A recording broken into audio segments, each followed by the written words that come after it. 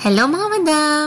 So for today's video ay pastillas cake topper naman po ang ating gagawin. So makikita niyo po dito, ito po ay powdered milk na birch tree.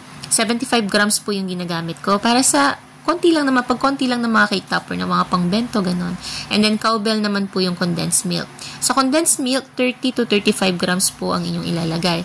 Alalayan niyo lang po yung paglagay para hindi masyadong lumambot yung inyong pastillas topper.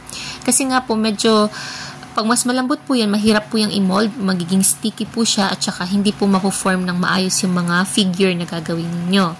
So, ganyan lang po yung ginagawa ko, no? 2 ingredient lang po yan and very convenient kasi mahahanap nyo po yan sa lahat po ng mga groceries or kahit hindi po sa mga baking store. Flex ko lang din yung ating napakagandang mat, no? Na ginagamit ko tuwing ako po ay magbe-bake. So, mabibili po yan sa mga Orange app. Kung gusto po ninyo, nandyan po ang link sa baba. Ganon din po yung aking mga gloves na pagkaputi-puti, no? Sobrang ganda. Ang linis pong tignan. So, ayan na po. Ang gagawin ko lang po dito, imimix lang natin siya by hand para po hindi lumagkit yung ating baking mat habang nininid natin siya dyan or minamasa natin siya. So, i-make sure nyo lang po na nahalo nyo to ng maayos, no? At, syempre, siguraduhin nyo rin na walang matitira dun sa bowl. Masisimot siya kasi, syempre, napakamahal na po ng mga ingredients ngayon, no? So, ayan. Ganyan lang po yung gagawin natin. Maalaman nyo kung maganda po yung pagkakatimpla nyo ng inyong pastillas topper kapag malinis po yung bowl. Ibig sabihin, lahat po ay nagsama-sama dyan sa pastillas dough natin at saka lahat po ay dumikit ng maayos, no? Hindi siya dry, hindi rin po siya sobrang lambot. So, mas gusto ko po talagang gamitin ang mga pastillas topper sa mga simple lang na designs ng ating cake kasi sobrang sarap po niya, no? Yung sobrang milky tapos hindi siya ganun katamis. Ganun po yung mga masarap na pastillas eh. So, ganyan po yung recipe natin. So, ayan, makikita nyo dyan, napakalinis po ng ating bowl. Halos walang dumikit sa mga sides yan. Good sign po yan na maganda po yung inyong na gawa na pastillas topper, no?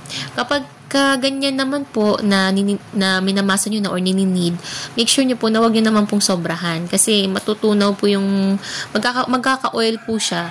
Ang mga pastillas ganun po kasi nagkakaroon siya ng mantika.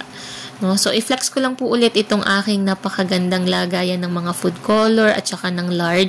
So, andyan na po lahat yung mga kakailanganin ko. Kasi ano yan, 6 yung lagayan niya, no? Na maliliit. Perfect na perfect yan kapag nagde-decorate kayo ng mga ganitong fondant. And yes po, naglalagay ako ng konting lard dyan sa ating baking mat para hindi po dumikit yung ating minomolde na pastillas. Yan. So, ayun. Kung gusto niyo po ulit niyan, ay andyan lang po ulit yung link sa ating comment section. Sa Orange app ko po ulit yan nabili. At sa mga iba pang online stores, no? Marami po yan available siya doon. So, ayan po.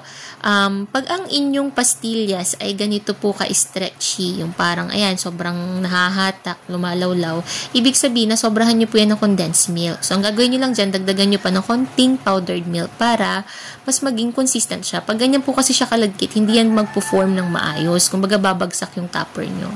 So, ganito po yung tamang consistency. Dapat medyo matigas po siya. Nakakat siya ng ganyan. And talagang medyo magpupuwersa ka sa paghila. Pag ganyan na po yung inyong pastillas, saktong-sakto na po yan, perfect ng kulayan, or kung ano pa po yung mga gagawin ninyo, no?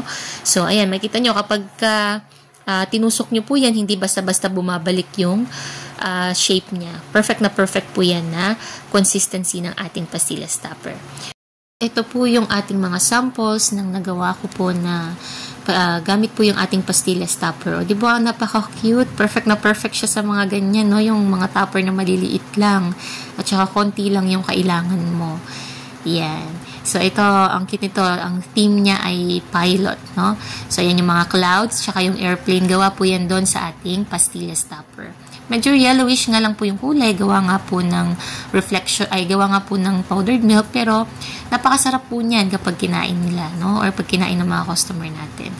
Talagang 100% sure po ako magugustuhan po yan ng hindi lang mga bata, pati matatanda.